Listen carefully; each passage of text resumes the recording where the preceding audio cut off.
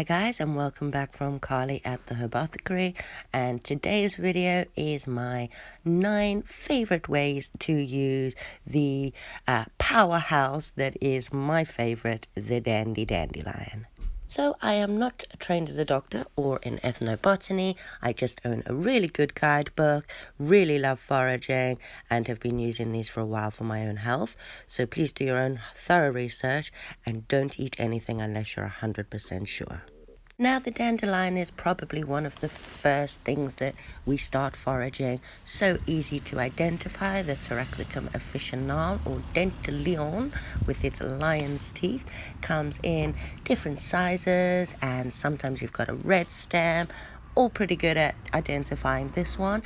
But there's high in antioxidant, anti-inflammatory, antimicrobial, antibacterial, wonderful flower, boosts the immune system, can help with fat digestion, regulate blood sugar.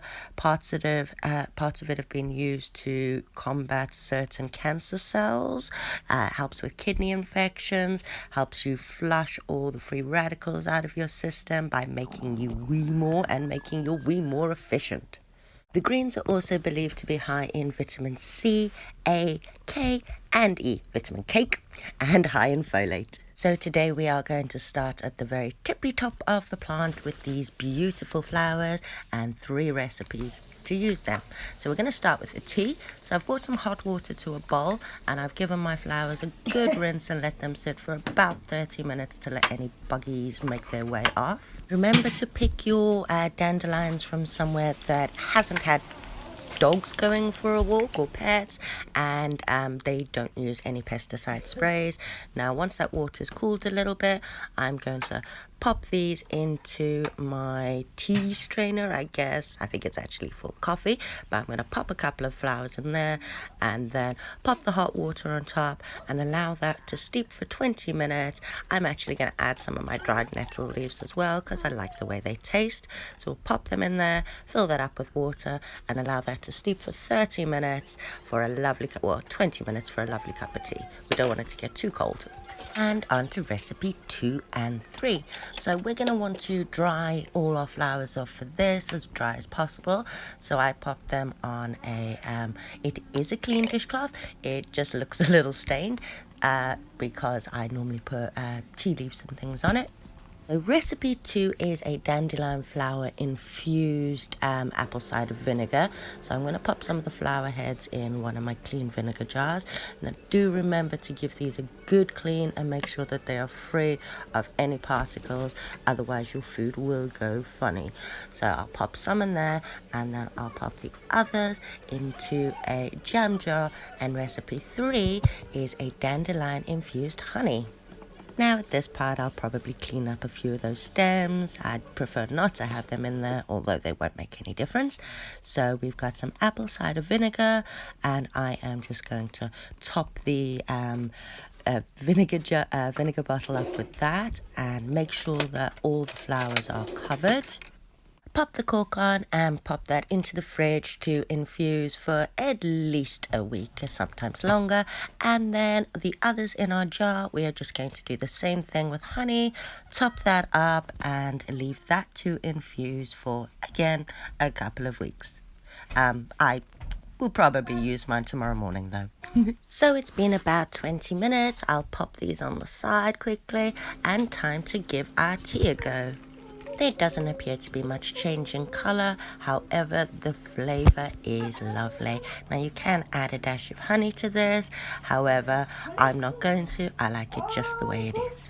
And now we're all nice and warmed up, I'm off outside to clean up the rest of the dandelion plant that I unearthed. Now as you can see, although these leaves haven't been sprayed, they do have some dust or sand or something on them, so I will clean up what I can, see if I can get any leaves to eat out of this. I took most of the open flowers off this plant already for the other 2 recipes, but let's have a look at these roots and get them cleaned up. Now I do advise that you do this outside in a bucket first before you bring them in, because all that muck will just clog up the drain. So back inside with a very, very healthy looking root system here. which is definitely making up for those sad looking leaves. So I'm just going to grab my big knife and we will separate this root from the rest of our greens, and that brings us to use number 4 for the dandelion. Mostly the Russian version of the dandelion, but this sap or latex that you'll see secreting from the stem, also from the stalk, is a really good substitute for rubber. They currently use about 30% dandelion in the Russian tires, I believe. And next on to those leaves and recipes 5 and 6. Now, as you saw, not all of these leaves were very nice. Some of them were quite dirty. They were also very big. Now, the bigger they are, the tartar they are. They're quite bitter. Although that bitterness is a good thing because it helps with the urinary part of it, they're not very nice to eat that way fresh. So I'm going to clean up as many of these as I can. So I shall separate out the larger ones and the smaller ones for our next 2 recipes.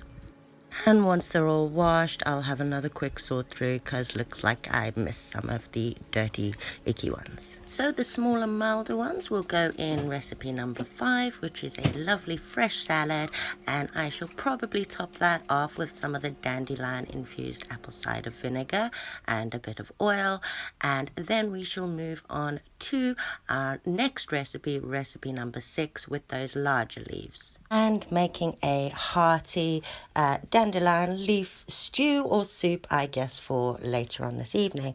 So the ingredients would be an onion, some parsley, a few potatoes, some garlic, and some olive oil, along with your dandelion leaves. This would make a bigger one. I'm just going to make a 1-person batch today.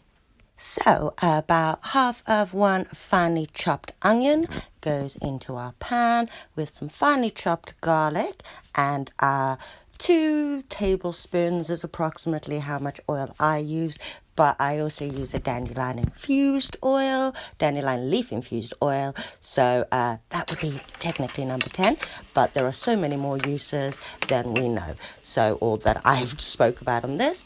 I'm going to add a little bit of brown sugar because I want to crisp or caramelize my onions, because I'm going to add some water and use that as a broth. And once nicely caramelized, I add about 2 cups of water and bring that back to the heat.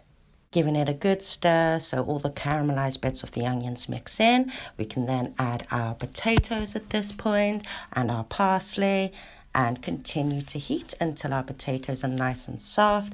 I don't add my dandelion leaves until my potatoes are soft because I don't want them to cook too much. They just go all sloppy and slimy.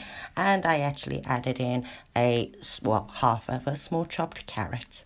And after around 20 minutes, my potatoes were nice and soft, so I'll add in my dandelion leaves and allow them to cook for probably only a further 4 or 5 minutes.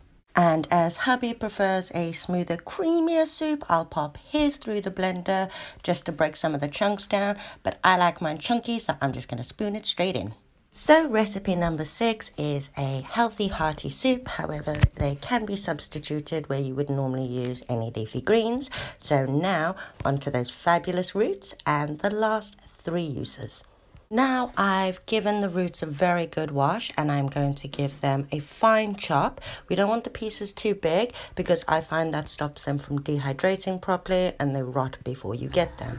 So number 7, we will just dry these out and pop them in a jar like this to be used as small snacks. They have a bit of a crunch like peanuts, and my dog absolutely loves them as treats and mixed in with his food. And once completely dry, these can be ground up and used for number 8. You can buy these little empty capsules on Amazon and mix with other herbs like dried nettle leaf to make a really healthy supplement. You don't have access to the fresh materials. So finally on to number 9, which is my favorite, and we are going to take some of those dried roots and we are going to roast them and make a caffeine-free coffee supplement.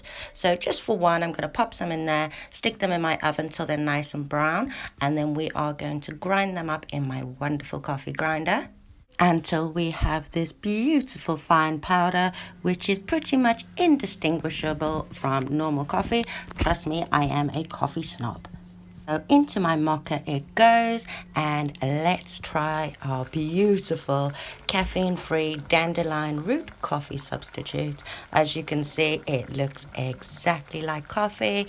You can add a bit of honey or a bit of brown sugar to it. In fact, I think I might use that little bit that was left over from caramelizing our onions and give this a go. So that's my 9 wonderful ways to use the humble dandelion from top to tip. Thank you guys for coming back to Carly at the Herbothicary. I hope you found this video useful. If you did, please like, subscribe, give us a thumbs up. Let us know what we're doing right.